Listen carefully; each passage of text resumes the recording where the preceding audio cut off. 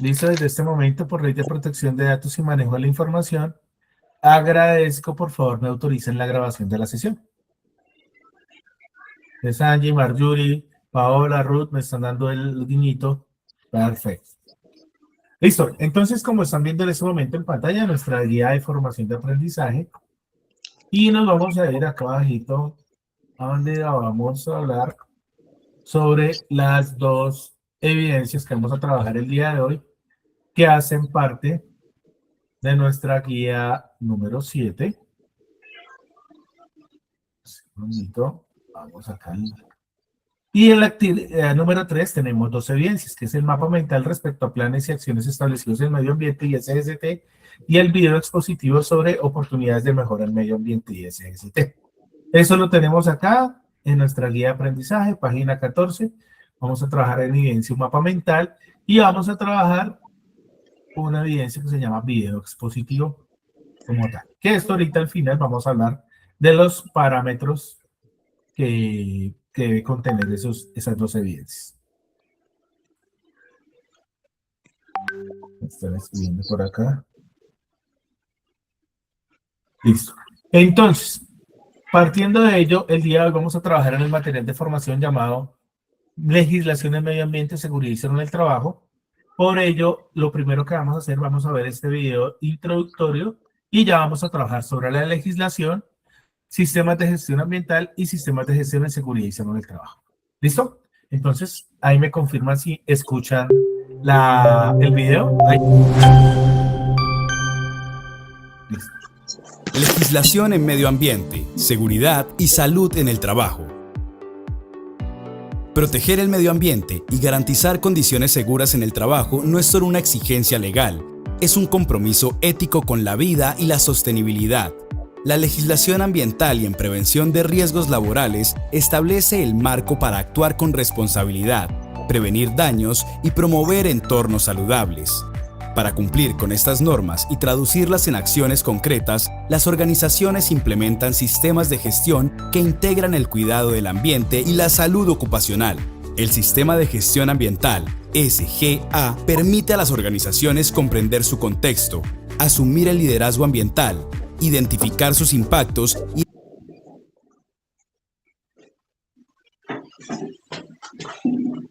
Segundito que se trabó el video, ya un segundo.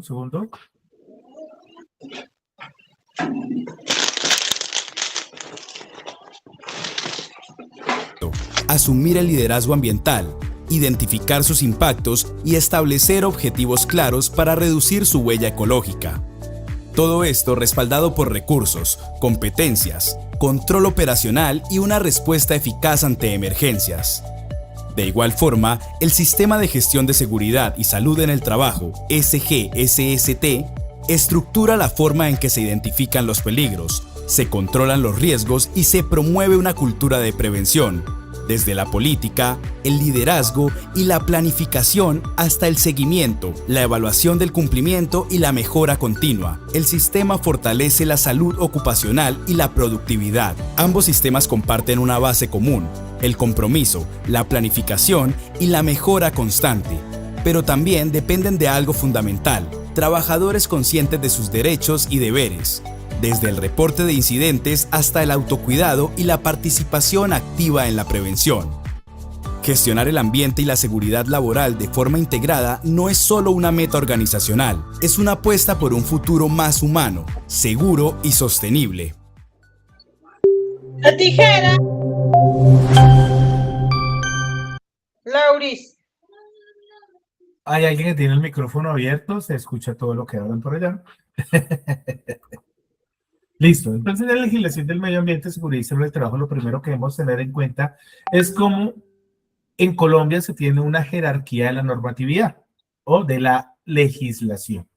Para ello, lo primero que debemos tener en cuenta es que lo que está en la cúspide de esta pirámide, una pirámide keynesiana, nos dice que lo que está por encima, nada puede estar por encima de la Constitución Política de 1991, hoy en día.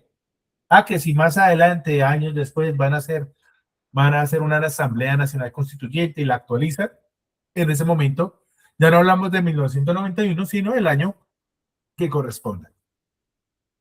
En segundo renglón están las leyes estatutarias o ordinarias.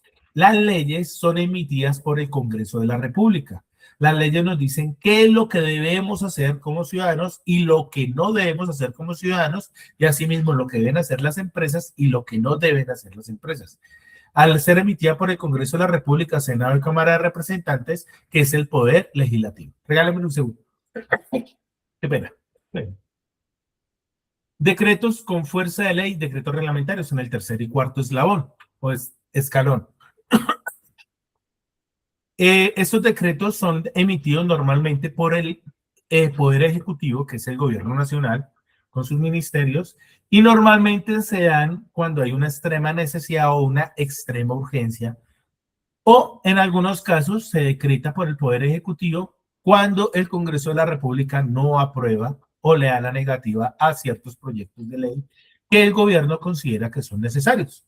Les pongo un ejemplo. Hoy en día, bueno, en estos días, desde que ocurrió el terremoto, el gobierno nacional decretó, sin pedirle permiso al Congreso, dentro de sus obligaciones se decretó la emergencia, un decreto económico por emergencia, un decreto de emergencia económica para poder pedir prestado a los diferentes entes internacionales, bancos internacionales, para tener dinero disponible para la atención de emergencias. O sea, ahí ya, eso es un decreto. Y vamos a un ejercicio que ocurrió a finales del año anterior, en donde el proyecto de ley buscaba que el Congreso aprobara el salario mínimo vital, no lo aprobaron, por lo tanto, el gobierno decretó el salario mínimo vital. Entonces, son cosas que se ejecutan desde el gobierno nacional. En quinto escalón están las resoluciones. Las resoluciones normalmente son emitidas por el mismo Poder Ejecutivo, pero en este caso no el gobierno, no presidencia, sino los diferentes ministerios o que tienen un fin o tienen una funcionalidad. Decirnos el cómo, porque si las leyes nos dicen el qué y lo que no debemos hacer, lo que debemos y no debemos hacer como ciudadanos o como empresas, las resoluciones nos dicen el cómo vamos a poder hacer lo que nos dice en la ley. Entonces es un documento complementario de obligatorio cumplimiento igualmente, pero que nos ayuda más que imponer. En el sexto escalón están las circulares. Las circulares son normalmente emitidas por entes territoriales regionales. Entonces ya gobernación, municipios, entre otras cosas. Y en el último escalón, que debemos tener claro esto, en el último escalón están los otros documentos técnicos y guías orientadoras, como las normas ISO, la Guía Técnica Colombiana, INCONTEC, etcétera, etcétera, de agremiaciones y demás, que son documentos técnicos que si los adoptamos, vamos a cumplir esos requisitos, pero nunca esos documentos van a poder estar por encima de la legislación colombiana. Eso para tenerlo en cuenta como tal. ¿Listo? Teniendo en cuenta eso, vamos a entrar a un poquito al detalle de qué existe a grosso modo, como lo menciono a grosso modo, vamos a hablar de la totalidad, van a haber muchas cosas que no vamos a mencionar o no están en este material de formación, pero lo que debemos tener en cuenta es que la Constitución Política de 1991 se ha considerado como la constitución política, como una constitución verde, que por primera vez, pues en Colombia solo han existido dos constituciones anteriormente, cuando se creó la Gran Colombia después de la independencia en 1886 con el gobierno de Rafael Núñez, y la Constitución de 1991, la que tenemos vigente en este momento. Pero en esta se incluyeron varios artículos dentro de la Constitución Política en donde habla sobre el medio ambiente. Entonces, aquí para mencionar algunos, tenemos el artículo 8, donde nos habla de la protección de riquezas naturales por parte del Estado. Tenemos el artículo 49, donde nos habla del derecho a la salud y el medio ambiente, el saneamiento ambiental. Artículo 79, el derecho a gozar, derecho de todas las personas a gozar de un ambiente sano. El artículo 80, obligación del Estado a planificar el manejo y aprovechamiento de los recursos naturales. El artículo 95, el deber ciudadano de proteger los recursos naturales y velar por una conservación de un ambiente sano. Y en los artículos 330 y 332, que nos habla de regulación del subsuelo, recursos naturales no renovables y territorios indígenas.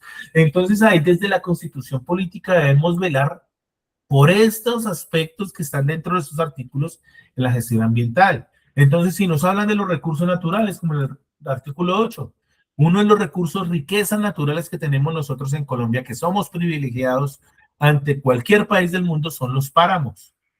Y los páramos debemos protegerlos.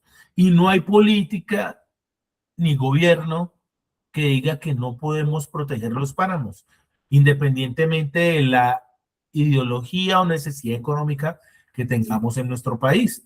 Entonces, pero debemos proteger los páramos porque es una riqueza natural y así sucesivamente. ¿Listo? Aquí a grosso modo vamos a mencionar algunas de las resoluciones, decretos que existen en la legislación ambiental, en donde tenemos el decreto 2811 del 74, que es el Código Nacional de Recursos Naturales Renovables, donde se definen los principios para el aprovechamiento y conservación de los recursos.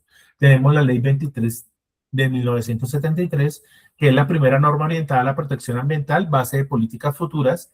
Tenemos la Ley 9 de 1993, donde hablamos del marco legal fundamental para la gestión ambiental en Colombia. Se crea el Ministerio de Ambiente y Sistema Nacional Ambiental. Tenemos la Ley 115 del 94, donde nos habla de la Ley General de Educación, donde incluye la educación ambiental en todos los ámbitos del currículo escolar. Entonces, no sé si alguien haya estudiado antes de 1994 y le hayan enseñado sobre el medio ambiente, pero desde el 94 es de obligatorio cumplimiento que en las escuelas, colegios y demás se incluya la educación ambiental. Tenemos la Ley 164 del 94, donde ratifica el convenio del marco de las Naciones Unidas sobre el cambio climático. Tenemos la Ley 1523 del año 2012, donde establece la Política Nacional de Gestión de Riesgo de Desastres, articulando la prevención, respuesta y recuperación. Prácticamente es donde nace la Unidad Nacional de Gestión de Riesgo y Desastres, que es la que hoy en día, después del terremoto, es la que está direccionando la atención de la emergencia y la recuperación pues de este evento no deseado como tal. Tenemos la Ley 1449 del 2012, donde define la Política Nacional de Educación Ambiental y fortalece la inclusión en programas formales y no formales. Está la Decreto Ley 3573 del año 2011, en donde allá en el 2011, en el gobierno de Álvaro Uribe Vélez, se crea la Autoridad Nacional de Licencias Ambientales, una autoridad que hoy en día pues en campaña dijeron que querían eliminar para no sé por qué motivo, pero actualmente es la que regula y da licencia para tener o explotar los recursos naturales en los diferentes suelos en Colombia. Tenemos el decreto 1076 del año 2015, decreto único reglamentario del sector ambiente y desarrollo sostenible, compila y actualiza la normatividad ambiental sectorial. Tenemos la resolución 2254 del 2017, donde habla de la regulación de calidad del aire y lineamientos para su gestión en centros urbanos. Prácticamente acá la han adoptado algunas ciudades principales como Medellín, Bogotá, donde implementan calidad, pico y placa ambiental para regular la calidad del aire, porque cada vez por la población, por la cantidad de personas, por la cantidad de industria y los vehículos que están circulando día a día, pues están desmejorando la calidad del aire. Tenemos la Ley 2232 del año 2022, donde se prohíbe progresivamente el plástico de un solo uso, promoviendo alternativas sostenibles. Es donde por allá algunos añitos nos dijeron que no nos iban a volver a dar bolsitas plásticas en los supermercados y que hoy en día, con la resolución 0308 del 0803 de 2024, reglamenta la implementación de la Ley de 2232 de 2022, en donde prácticamente ya ni siquiera nos la van a vender esas bolsitas plásticas, sino que no deben existir los plásticos de un solo uso.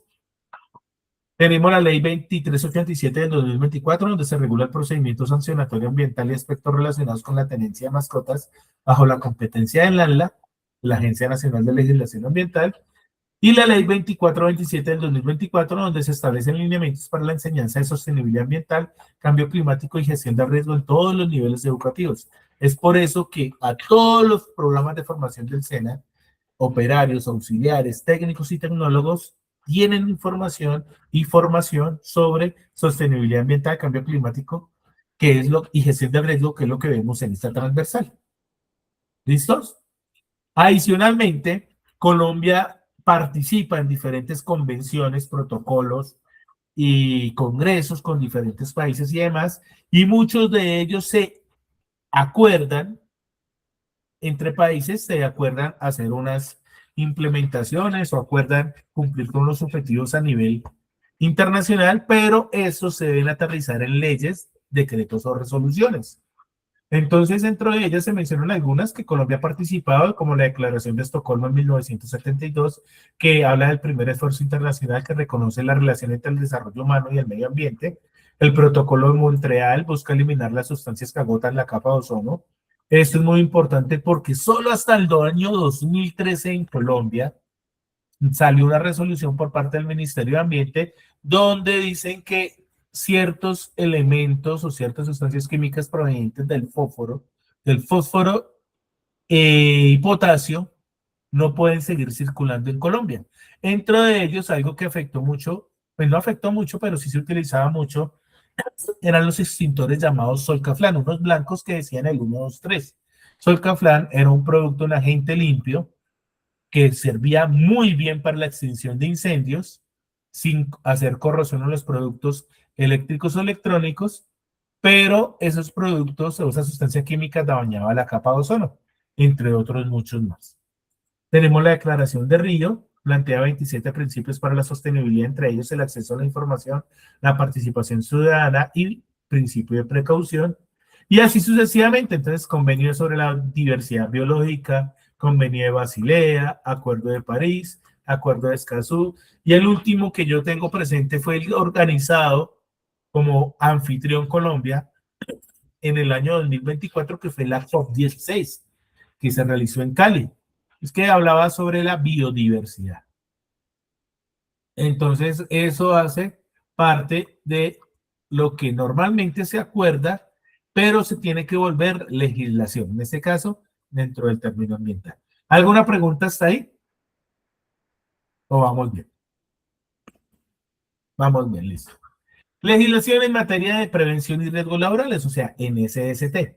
Lo primero que debemos tener en cuenta es que la legislación en NSST es similar, o sea, no es la misma, es similar el manejo frente a lo que mencionamos del ambiental, pero con una particularidad, porque esto acá bajo la legislación, y ahorita la vamos a mencionar, que la legislación obliga a las empresas, independientemente de su tamaño, independientemente de su actividad económica, a que deben implementar un sistema de gestión de seguridad y salud del trabajo.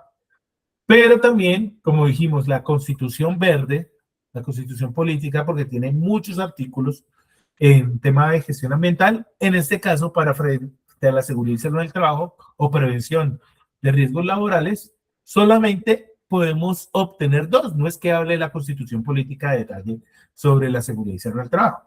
Entonces, el artículo 25 y 49 nos habla inicialmente que reconocen el trabajo, o sea, el ejercicio del trabajo, como un derecho fundamental. O sea, todo ciudadano mayor de edad tiene derecho, un derecho fundamental irrenunciable a tener un trabajo digno. Y asimismo obliga al Estado a garantizar la salud y seguridad y salud en el trabajo. Esos son los únicos dos artículos que trabajan sobre prevención de riesgos laborales. Yo les sumaría otro, no me acuerdo el artículo que es, tenemos otro derecho fundamental a la salud.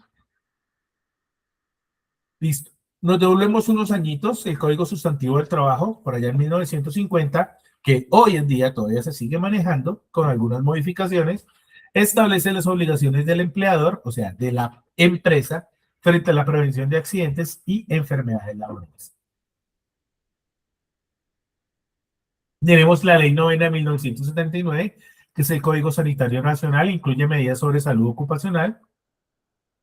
La Resolución 2400 del 79, que es el complemento a la Ley 9 del 79, conocida como el Estatuto de Seguridad Industrial, en donde establecen normas mínimas de higiene y seguridad industrial.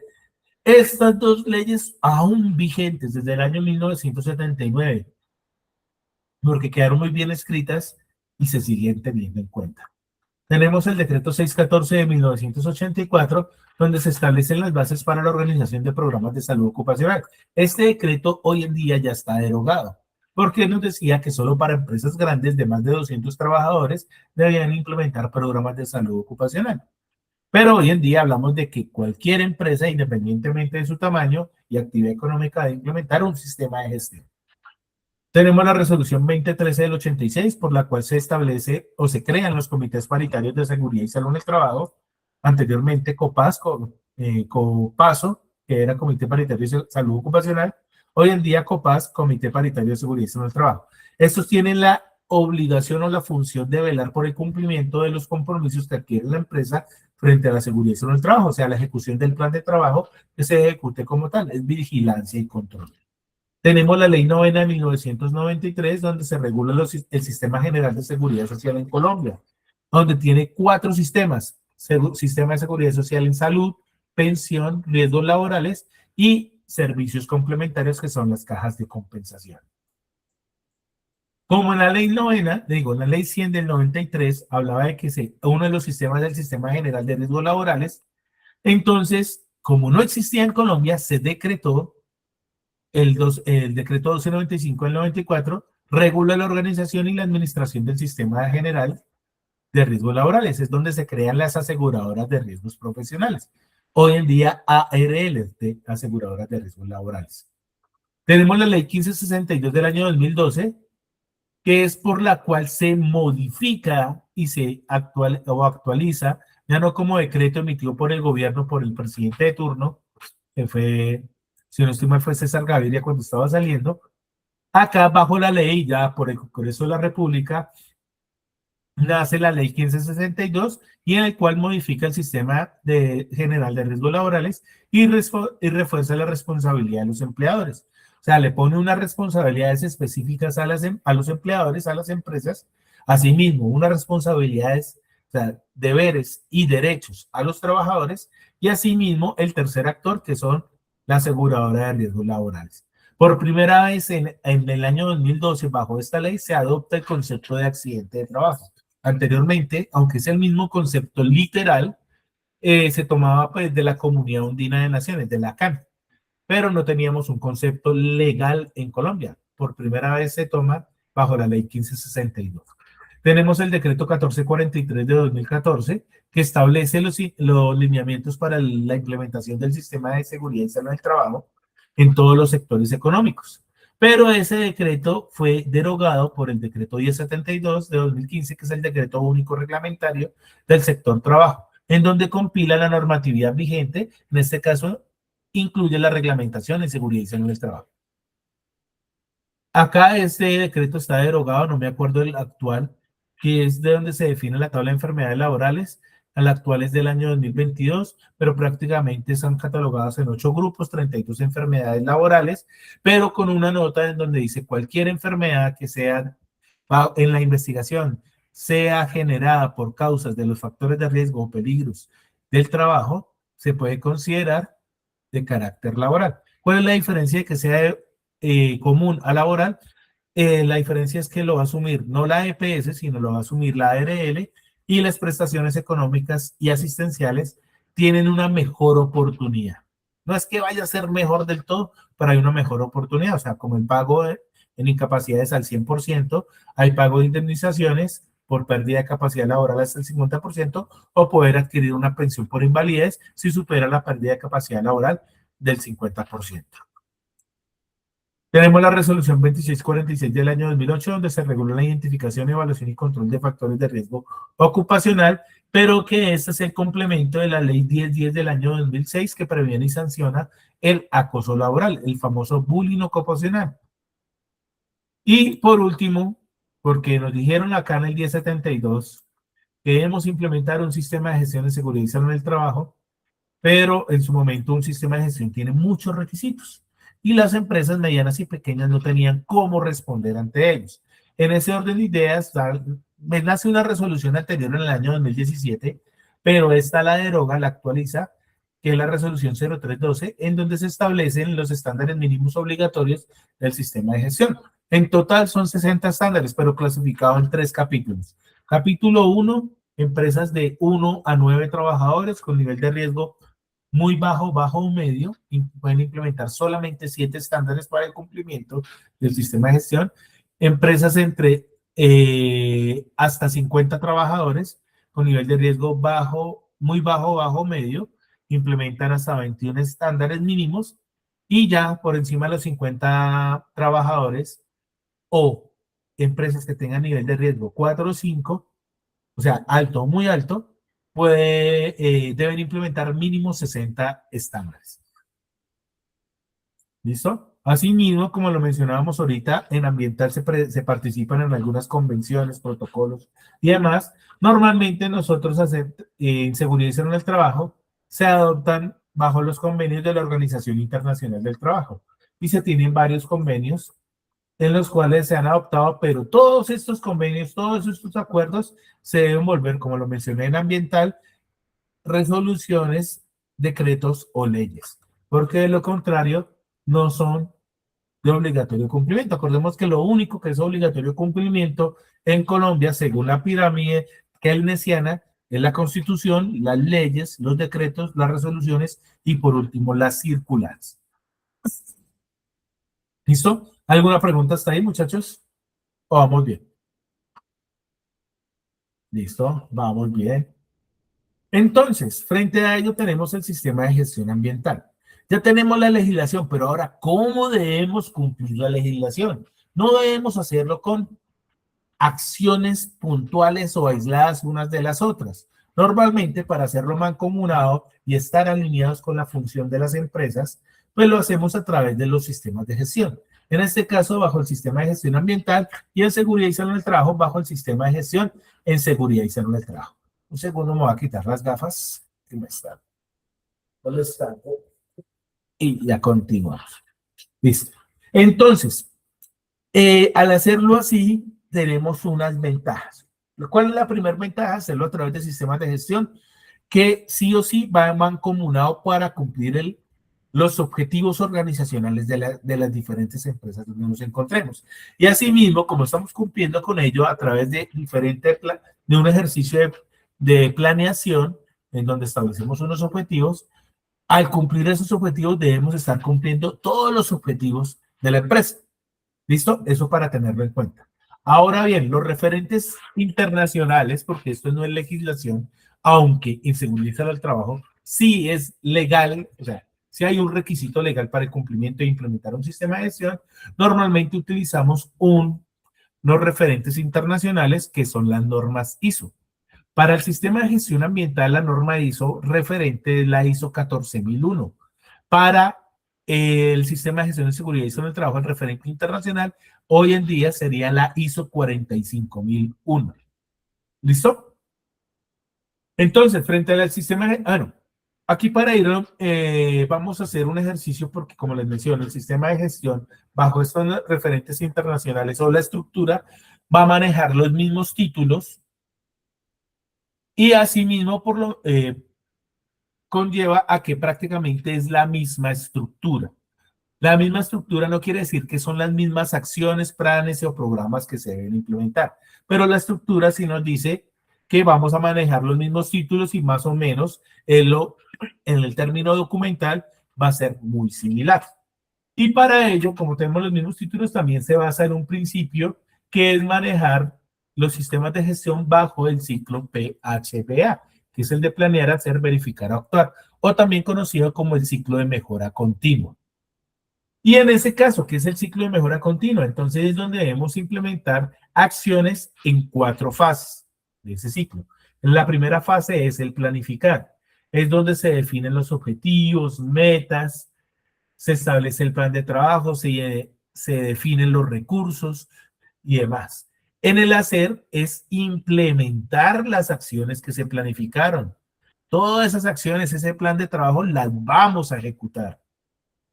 En la fase del verificar se evalúan los resultados de las acciones implementadas, o sea, de lo que implementamos en el hacer, vamos a evaluarlas. ¿Cómo las evaluamos? A través de indicadores. Esos indicadores, pues, normalmente se pueden formular de manera básica, ejecutados dividido en lo planeado, por 100. Pero diferentemente, cada organización puede implementar indicadores de seguimiento de, de resultado, de cobertura, entre otros. Y por último, la última fase es la fase de actuar, y es donde en base o en función de los resultados obtenidos, se deben implementar acciones de mejora. Para complementar, esas acciones normalmente son acciones correctivas, acciones preventivas o acciones de mejora. ¿Listo? Pero ya lo vamos a desglosar más adelante. Este ciclo PHA también aplica al sistema de gestión en seguridad y salud del trabajo, aplica al sistema de gestión en calidad, a los sistemas de gestión en seguridad de la información, a los sistemas de gestión documental. Todos los sistemas bajo las normas ISO manejan el ciclo PHBA. ¿Listo? Entonces, ¿qué beneficios tienen en este caso para implementar un cumplimiento normativo? Aquí voy a hacer un favor, voy a quitarme los audífonos. Ustedes me dicen si ahí me escuchan bien, ¿me siguen escuchando bien? ¿Sí? Ah, ok. Es que me estaba dando dolor de cabeza y me apretó un poquito la cabeza. Entonces, ¿cuáles son los beneficios de implementar un sistema de gestión ambiental? Entonces, el beneficio de cumplir la normatividad. Es que si no cumple una normatividad, la legislación, tengo unas sanciones económicas que pueden ser civiles, administrativas y o hasta penales. En seguridad y salud del trabajo también hay consecuencias o sanciones penales. ¿Qué es penales? Cárcel. Entonces tenemos reducción a los riesgos ambientales, mejora de la eficiencia operativa en la empresa, la reputación empresarial, ya es una empresa reconocida por ser sostenible y asimismo acceder a los mercados sostenibles que existen. ¿Listo? Ahora, para yo empezar a hacer toda la fase de planeación del ciclo PHBA, que es prácticamente la mayoría de títulos que existen dentro de la norma, que son títulos iguales en todos los sistemas de gestión, es el más robusto, pero el que prácticamente debemos hacer en el menor tiempo posible. Porque el resto se va a ir en el hacer, que es el ejecutar lo que planeamos. Y eso sí se hace a través del tiempo. Normalmente los sistemas de gestión se hacen o se ejecutan a través de un año, normalmente un año calendario. Entonces, dentro del contexto de la organización, debemos hacer, lo primero es conocer la organización. ¿Cuál es el contexto? ¿En dónde me encuentro? ¿Cuáles son las partes interesadas, tanto internas como externas de mi organización? Y en este caso, esas partes interesadas tienen necesidades y expectativas frente al tema ambiental o la gestión ambiental. Entonces, por ello, analizamos factores externos, puertas para afuera, cómo estamos, cuáles son las políticas gubernamentales, condiciones climáticas, presiones del mercado, cambios tecnológicos, etcétera, etcétera. Por ejemplo, ahorita los factores externos, muchas empresas de los territorios donde se vieron más afectados, porque muchos estamos afectados, pero más afectados por el terremoto, pues van a tener que esos factores externos pueden cambiar su funcionalidad en la empresa como tal, pero también en la gestión ambiental. Asimismo, miramos factores internos de puertas para adentro, como en la cultura organizacional, la disponibilidad de los recursos, las competencias del personal, entre otras cosas. Y asimismo, evaluamos las necesidades y expectativas de todas esas partes interesadas, como clientes, comunidades, entes reguladores, trabajadores, ONGs, entre otros. Dentro de la misma planeación también debemos analizar todo el tema del liderazgo frente al compromiso ambiental. Es por ello que en esta parte del liderazgo no es decir quién va a liderar el sistema de gestión ambiental, porque toda responsabilidad sigue recayendo en las directivas, en las altas directivas, normalmente el representante legal, se deben establecer en esas funciones clave, se debe establecer una política ambiental del sistema de gestión. ¿Y esa política ambiental qué es? Un compromiso frente a la protección del medio ambiente. ¿A qué se comprometen las altas directivas, por lo tanto, la empresa, para proteger el medio ambiente? Asimismo, se asignan recursos. ¿Cuáles son los recursos humanos, técnicos, tecnológicos y financieros que son necesarios para implementar eso a lo que nos comprometimos como empresa? Asimismo, debemos comunicar ese compromiso. Eso no debe quedar en un papel dentro de un cajón archivado con llave, sino que esto se debe divulgar a todas las partes interesadas, tanto a los trabajadores como a las partes externas. Asimismo, se asignan responsabilidades. Entonces, en el manual de funciones y responsabilidades que tienen las empresas por cada cargo, se deben implementar algunas funciones específicas frente a la gestión ambiental. Entonces, si vamos a hacer generación de residuos, vamos a disponerlos con la clasificación. Entonces en la blanca los aprovechables reciclables, en la verde los orgánicos aprovechables, en la negra los no aprovechables. Y así sucesivamente son diferentes responsabilidades que podemos tener dependiendo de la empresa. Y por último, sobre todo la alta dirección, es dar ejemplo. Entonces, un buen líder se caracteriza por dar ejemplo, que es consecuente con lo que dice, piensa y actúa. Pero eso pasa en Colombia, es donde nos hacemos la pregunta. ¿Listo? Seguimos, tercer título frente a la planificación. Entonces aquí nos dicen que en la planificación debemos hacer una actividad muy similar a la que hicimos en la sesión anterior con el análisis de trabajo seguro o la guía técnica 45, que es identificar peligros, evaluar y valorar los riesgos. Acá se hablamos que en la gestión ambiental ya no hablamos de peligros, sino hablamos de los aspectos y de los impactos ambientales. Pues, como si fueran peligros y riesgos ambientales y consecuencias ambientales. Entonces, esa identificación la debo realizar. ¿Qué es lo que nosotros hacemos y qué generamos hacia el medio ambiente? Y en esa gestión, pues normalmente hacemos la identificación de los aspectos, qué es lo que estamos haciendo, hablamos los impactos, cuáles son esas consecuencias que se pueden generar y hacer una valoración. Asimismo, se determina una priorización de esos criterios para seleccionar cuáles de esos aspectos le debemos poner mayor atención. Debemos documentar y actualizar esa documentación periódicamente para dar cumplimiento a la normativa. Y esto que estamos documentando, estos aspectos e impactos ambientales, va a ser la base para determinar cuáles son los objetivos que vamos a implementar, que vamos a cumplir en el plan de trabajo de este sistema de gestión. Entonces, esos, por ejemplo, acá nos mencionan reducir en un 15% el consumo de agua. ¿Qué vamos a hacer? No, cierren las llaves. En otras empresas dirán, no, no entren a los baños. Eso no lo puedo hacer. Entonces, cambiemos los grifos para que no lo puedan dejar, sean automáticos y se cierren de manera automática después de 5 o 10 segundos.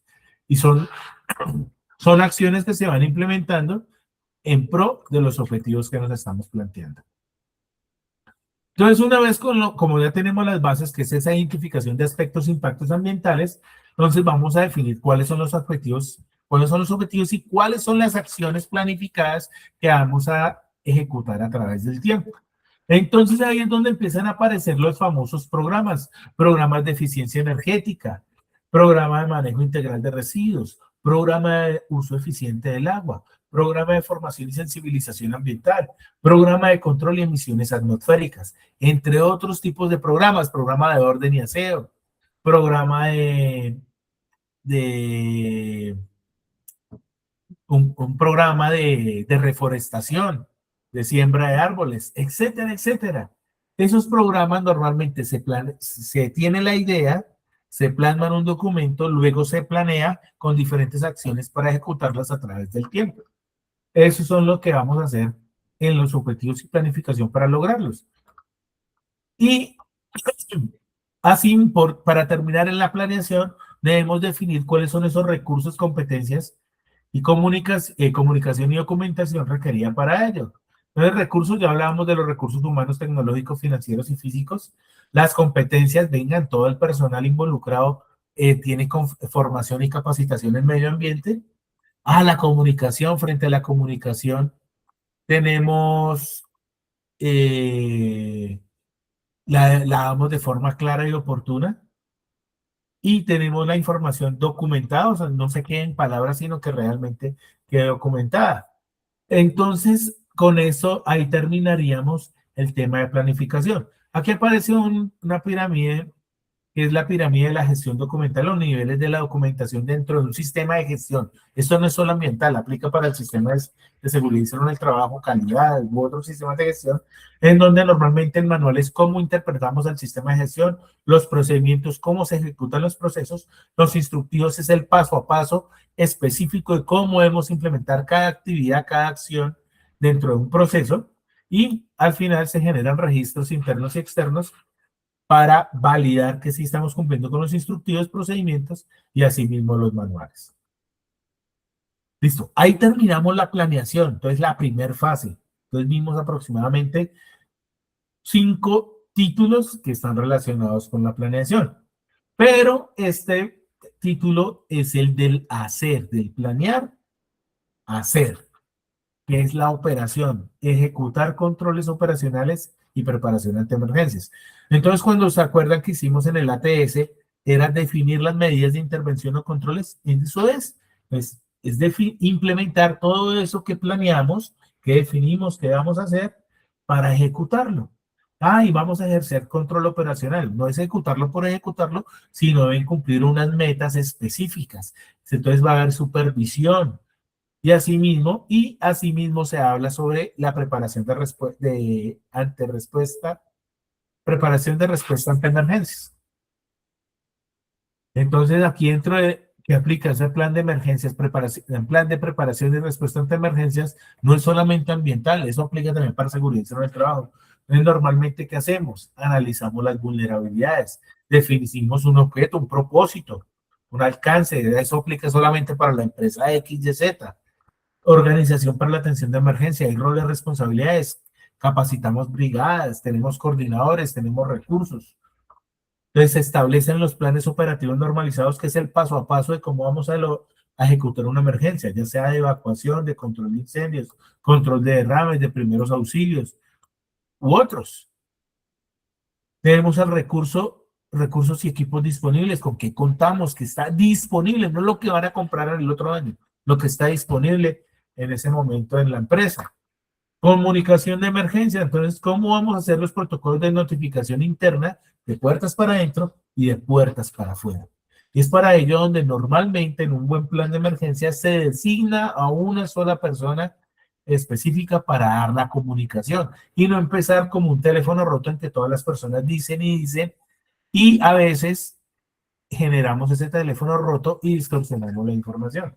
Para ello también no es solamente tener el plan de emergencia, los recursos, tenerlo disponible, sino que hay que capacitarnos y realizar simulacros. No podemos decir que esperemos a que nos pase para actuar. Ya nos pasó, ya tuvimos un terremoto. ¿Cómo actuamos?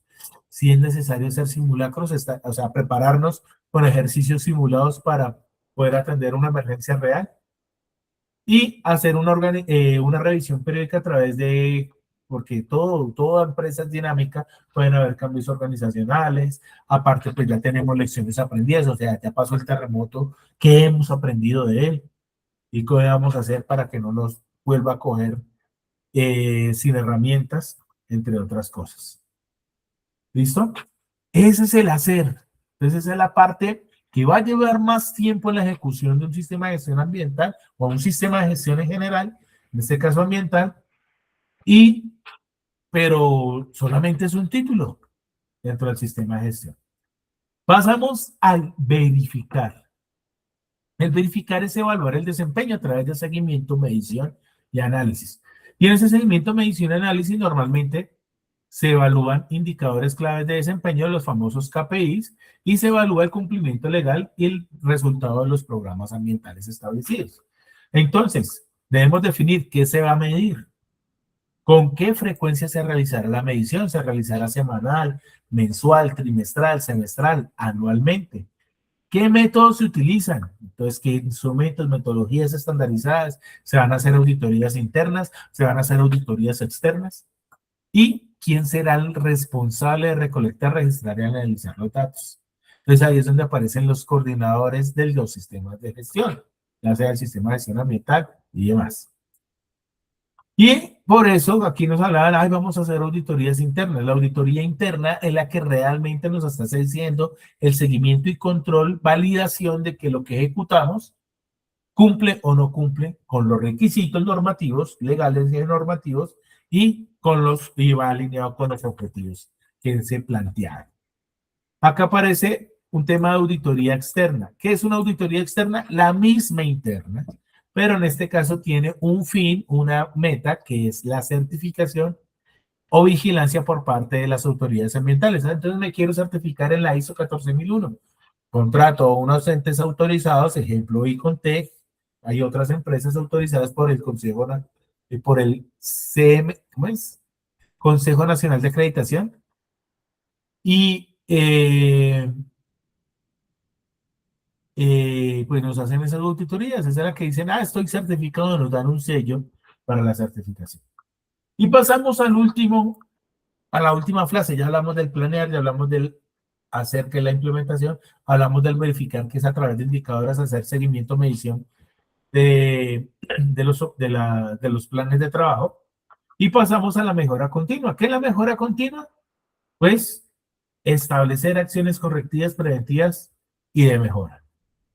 Eso lo hacemos basados en qué información, en lo que nos dio la auditoría interna, en lo que nos arrojaron los indicadores claves de desempeño, dependiendo de los eventos no deseados que hayamos tenido, los análisis de causa raíz, un círculo de mejora y sugerencias del personal, hacer un benchmarking, o sea, compararnos con otras empresas similares, y teniendo en cuenta esa información se definen acciones correctivas de aquello que planeamos, ejecutamos y no cumplimos con el objetivo, acciones preventivas que buscan prevenir la ocurrencia de esos eventos no deseados, y acciones de mejora es irme más allá, estoy cumpliendo, y cumplí con lo que planeé, con lo que se planeó en el plan de trabajo, pero quiero más, el siguiente periodo quiero más, voy a proponer unos retos aún más grandes para la organización.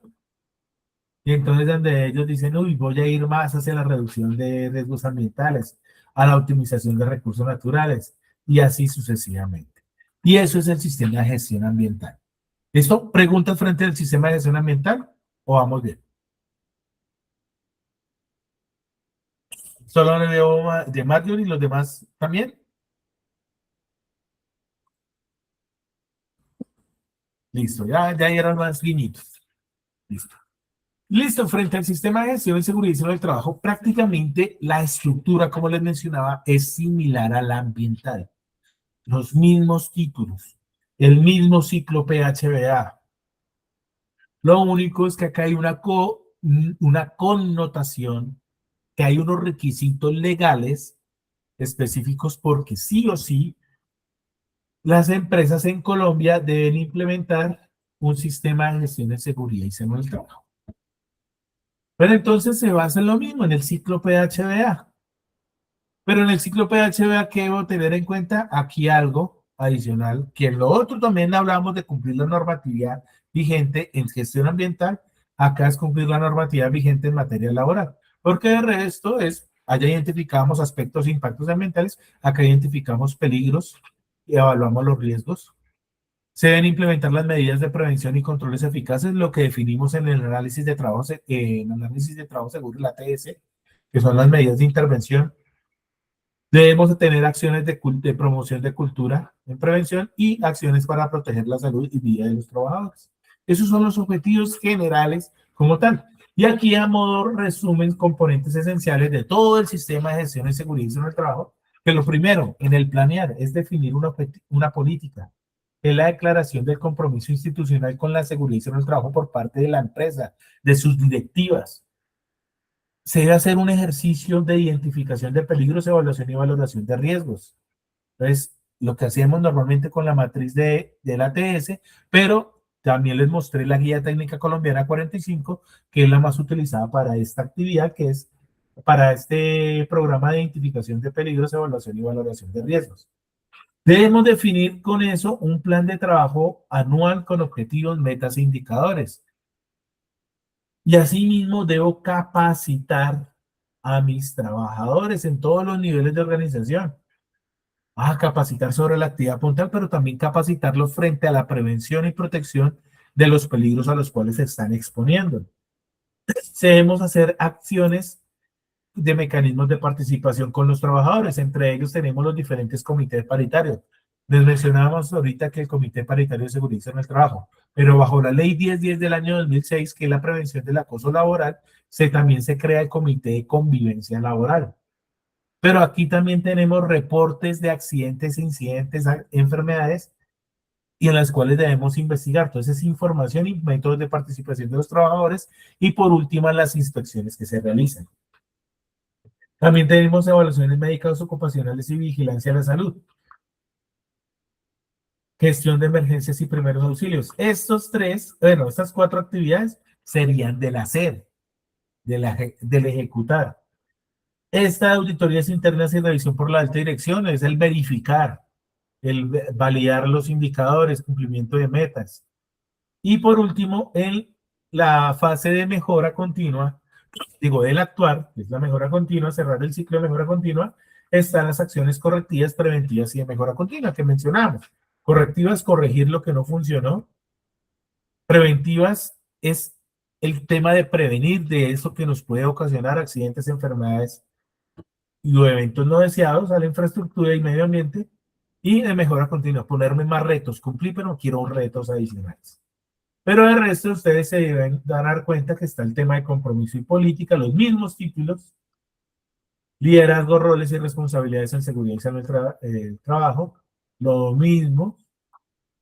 La planificación y gestión del riesgo, acá lo que cambia es, ya no hablamos de aspectos impactos ambientales, sino identificación de peligros para evaluar los riesgos, determinar los controles, hasta ahí trabajamos el ATS, pero de eso se deroga en una planeación de actividades en el plan anual de trabajo y a estarlo revisando y actualizando. En la implementación, control operacional y preparación ante emergencias, lo mismo, entonces se establecen protocolos, procedimientos, controles por tipo de riesgo, gestión del cambio, estar preparados para la gestión del cambio, adquisición de bienes y servicios, capacitación, entrenamiento, preparación ante emergencias, que ya prácticamente lo habíamos mencionado. Está el seguimiento, medición y análisis, que es el verificar. Entonces, lo mismo, indicadores de gestión y de resultados, los KPIs, monitoreo de condiciones de comportamientos, auditorías internas o externas según lo requiera. Las internas sí o sí deben involucrar, frente a la resolución 0312 del 2019, 60 estándares mínimos, que normalmente se hace con el apoyo de las ARL, pero si son externas de certificación, ya no se van a hacer con la resolución 0312, sino se irá con un referente internacional. También se tiene en cuenta la investigación de incidentes y enfermedades, se evalúa el cumplimiento legal y se toman decisiones. ¿Cuáles decisiones? Bueno, esto todavía es del verificar las auditorías y evaluación de cumplimiento, lo mismo que mencionamos, verificar la eficacia, identificar qué no estamos cumpliendo, cuál es el grado de cumplimiento legal y reglamentario y asegurar la mejora continua. Y aquí pasamos al actuar, que es la mejora continua. Es las mismas, acción, dependiendo de la información que obtenemos allá, de la revisión por la alta dirección, de las auditorías, de las inspecciones, de los incidentes, accidentes, de lo que nos dicen los comités paritarios de seguridad en el trabajo, el comité de convivencia laboral, entre otras, determinamos acciones correctivas cuando no cumplimos, no se están generando accidentes, incidentes, acciones preventivas, evita ocurrir la prevención para que ocurra, aprendemos de otros para que no nos ocurra a nosotros, y acciones de mejora para proponernos cosas mejores o más retadoras como tal. Y eso es el sistema de gestión de seguridad y salud en el trabajo. ¿Listo, muchachos? No sé si tengan preguntas. ¿Hasta ahí vamos bien? Y si vamos bien, para continuar con la explicación de las evidencias. Entonces, vi a Marjorie que me dio el niñito. No sé los demás.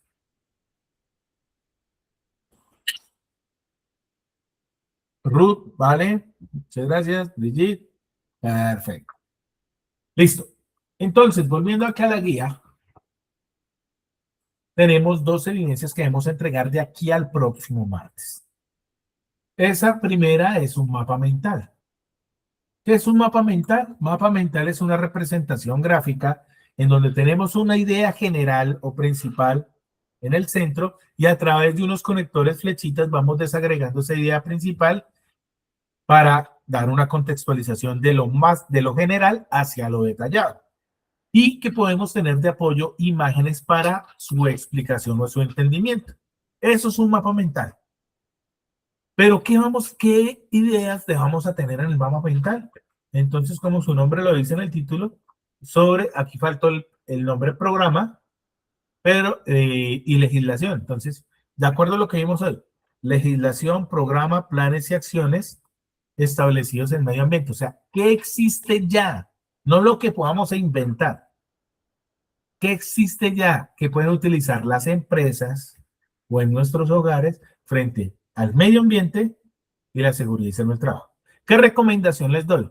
Ejemplo, yo tengo el mapa mental, cojo la parte derecha y voy a hablar del medio ambiente y la parte izquierda voy a hablar de seguridad en el trabajo.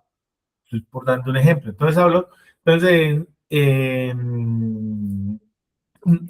mapas, ¿cómo? Programas, planes y acciones establecidos en medio ambiente. Entonces hablo, mire, tenemos la legislación tal, de la constitución política, tenemos la ley tal, el decreto tal, la resolución. Partiendo de ello, bajo la resolución tenemos un programa de,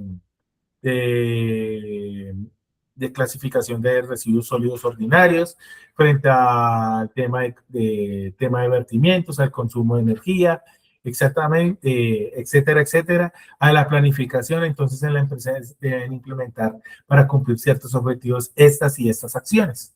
Y así igual, similar, lo haríamos en seguridad y salud en el trabajo. Eso sería el mapa mental con apoyo de imágenes. Entonces se apoyan en imágenes que nos ayuden al entendimiento de la lectura de ese mapa mental. ¿Listo? ¿Listo hasta ahí? ¿Claro? Perfecto. Y la otra actividad, la actividad se llama plantear propuestas para favorecer la cultura ambiental responsable, el desarrollo sustentable y el autocuidado, pero la evidencia es un video expositivo. ¿Qué vamos a hacer en ese video expositivo? Entonces, lo primero que debo hacer es ponerme en un escenario específico.